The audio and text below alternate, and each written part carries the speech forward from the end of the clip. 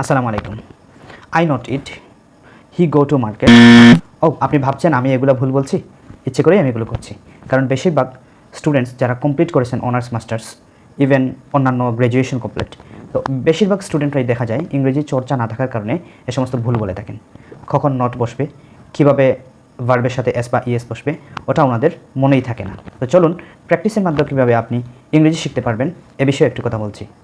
আপনি যদি ইংরেজি শিখতে চান, ভাষা শিখতে চান, তাহলে সেই ভাষাকে আপনি ভাষার মতো করে শিখতে হবে।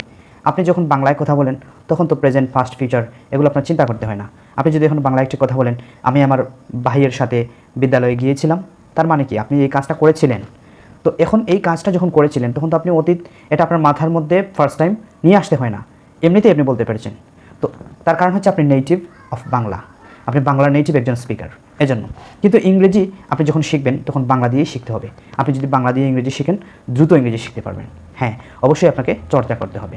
তাহলে চলুন একটি উদাহরণের মাধ্যমে দেখা যাক যে কীভাবে বাংলা দিয়ে ইংরেজি শেখা যায়।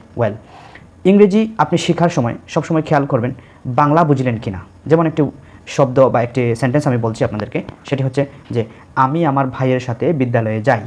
আমি আগের সেন্টেন্সটি বলছি, আমি আমার ভাইয়ের সাথে বিদ্যালয়ে যাই।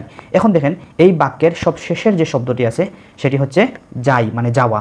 এখন এই শব্দের দ্বারা বোঝা যাচ্ছে যে এটি প্রেজেন্ট, মানে বর্তমানের কাজ। এখন সেন্টেন্সটা কীরকম হবে, যখন কোনো কাজ প্রেজেন্ট মানে বর্তমানে ঘটবে, তখন ওই কাজের, ওই ভার্বের প্রেজেন্ট ফর্মটাই আপনি বসাবেন।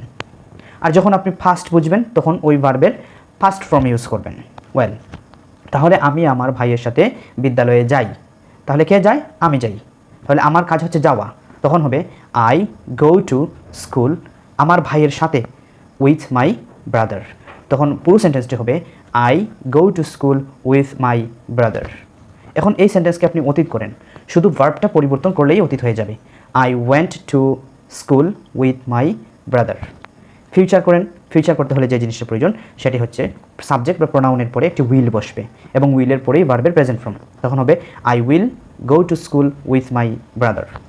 ঠিক এভাবেই আপনি বাসায় বসে প্র্যাকটিস করে ইংরেজিতে ফ্লুয়েন্ট স্পিকার হতে পারবেন। Thank you.